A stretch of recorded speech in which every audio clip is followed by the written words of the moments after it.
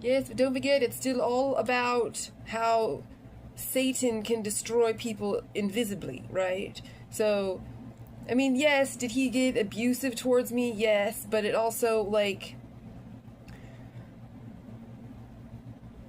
wasn't exactly his doing, you know what I mean? Like, it wasn't his plan that he affected because he was utilizing the degree that these women would want him to sort of, you know, on the unseen realm, manipulate him into getting me out of the picture. And, like, that's why it's a con. It's because I would have never put myself in that position to not only, you know, like, I would have never competed for a guy. I mean, I wasn't competing for the guy I had. I would not have competed for that other guy, because like I've said before, it's like growing up like the chunky kind of broke girl in, you know, an upper class neighborhood is like you learn pretty early on that like you're not even in any running. So, you know, so that's why I think that, you know his misrepresentation of himself put me in a very dangerous situation, and that's what Satan does.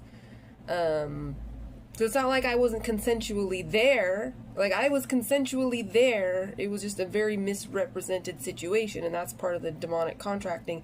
And that's part of how Satan will set up these seemingly benign situations to destroy somebody. Like, I've mentioned other examples of how insidious it is to have, you know, a secret inheritance floating out, an uncollected inheritance floating out there in somebody's name, where the person, the beneficiary, is never informed, and so all it does is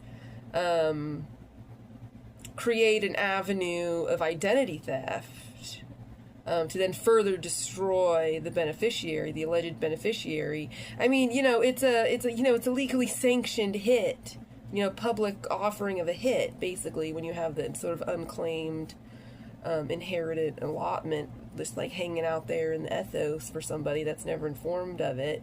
You know, it's just a public legally sanctioned hit, you know.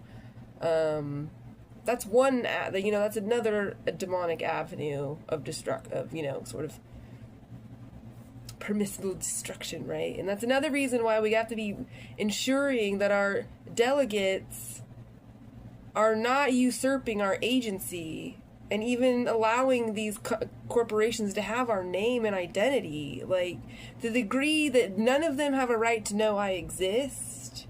Like, I'm not sure I even gave Congress the right to know that I exist.